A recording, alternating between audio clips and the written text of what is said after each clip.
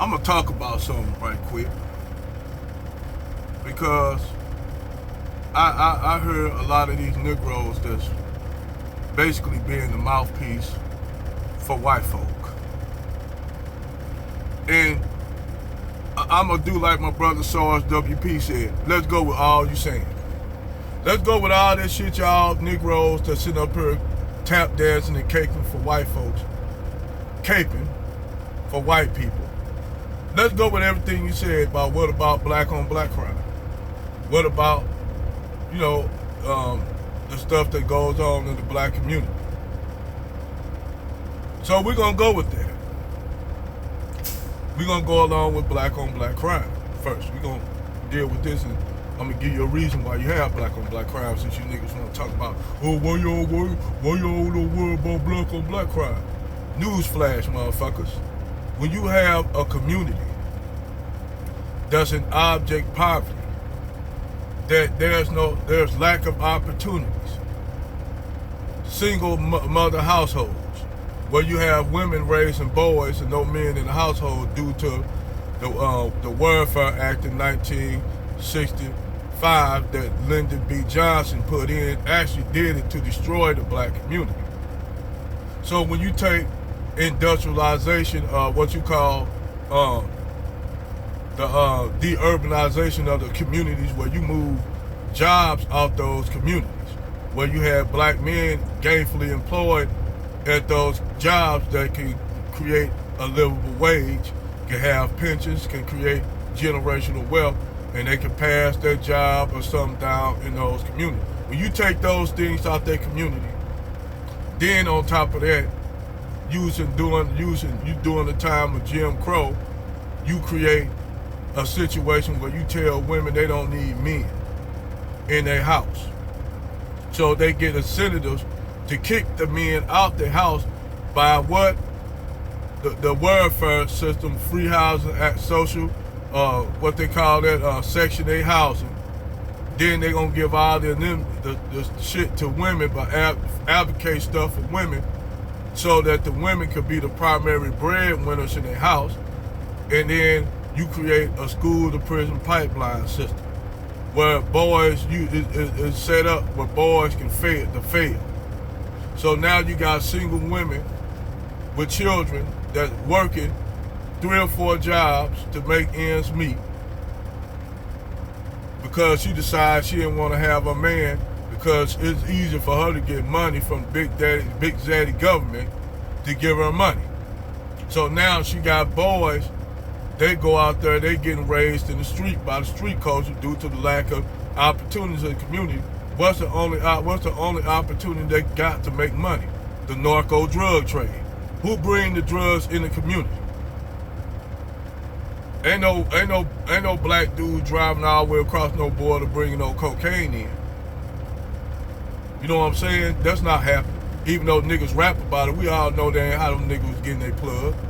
They was getting their plug due to the drug cartels living here in the States, which the government let them come in. We all see how the Border Patrol operate. We see how the drug they'll let 3 or 4 vehicles come in, then they'll stop one and check it. Wow, that's their bus. I remember a couple of years ago back, it was an RV loaded up with cocaine going to St. Louis. It was in Illinois, and they busted this dude. It was over $80 million worth of cocaine heading towards St. Louis. But that just one, they stopped. It wasn't no drought. They caught that one bus, but it wasn't a drought. The narco drug war incites violence. You got dudes that want to control a block. You selling on another dude's block. You getting on that dude's territory. You taking food from his mouth. So them niggas go to war with each other because you trying to take over his block. Also, you got revenge killing where you killed my brother, you killed my cousin. Nigga, I want revenge. I'll shoot up your house. So they go and shoot up the house, kill women and children. That didn't have nothing to do with that. Y'all just think shit is in a vacuum, like they just killing motherfuckers just for Nollywood. They just shoot each other up for no reason. But this is what the average white person This is what the average white person who live out there in rural states or the media, liberal, the liberal and the motherfucking conservative media make them think that this gonna harm them, but it's actually harming the black community. But it ain't in no goddamn vacuum. And believe me, the U.S. government is responsible for that shit. We ain't gonna talk about COINTELPRO.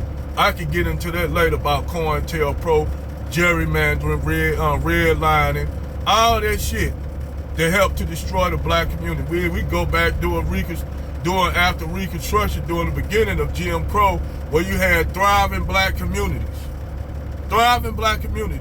What them white folks do when they see them thriving black communities? A movie came out. A movie came out in the 1920s called Birth of a Nation, that showed black men doing all kind of bullshit, projecting themselves onto black men. That's what they did. Projected the shit that they was doing on the black men. So white folks got mad that this movie went out destroying black communities, lynching. They don't take nothing but a little boy in Tulsa, Oklahoma.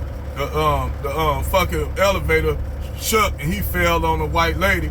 All of a sudden, white lady cried getting raped. They used that as catalyst to destroy Tulsa, Oklahoma. Tulsa, Black Wall Street. And that played out in numerous black cities that white folks destroyed, burnt to the ground, slaughtered everybody in it. Then some of them towns, they flooded those lake towns and shit. And we could go through all the cities. Tulsa, Elaine, Arkansas, Rosewood, Springfield, Missouri, East St. Louis, but they'll say riots, but really were not riots. They really were not riots. You dig? They were actually motherfucking massacres. Those was actually fucking massacres going on.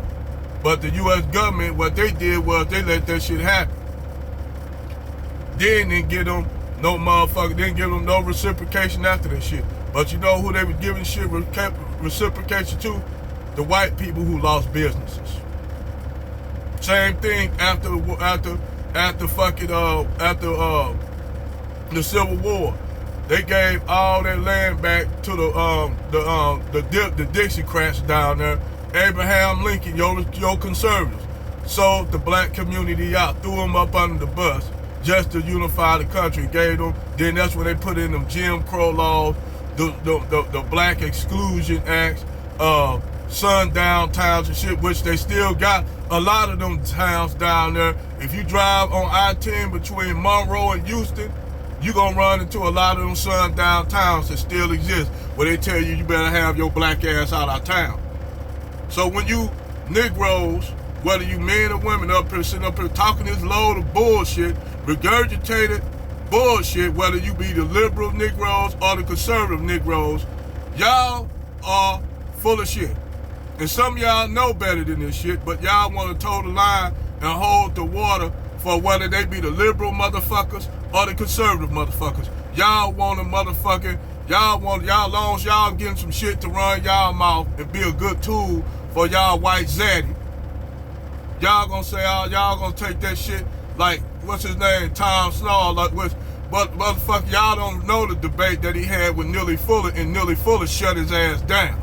That Tom Sawyer had with Neely Fuller, and Neely Fuller ripped him a new asshole. He gonna talk some shit that the Native Americans killed their own food supply. Not talking about how the white men went out there wiping out the buffalo, but that's a whole nother video. The massacres that white men did with up there in Minnesota with the Lakota and Nash person, how they froze them to death, slaughtered them. We ain't gonna even get to that. But since y'all want to talk this intellectual, dishonest bullshit, and think motherfuckers like me don't know this shit, don't get into it. For you liberal Negroes and conservative Negroes, for you white nationalists who want to sit up there and talk their shit, come to me. I got that smoke for your ass. And I can back it up with facts. Over and out.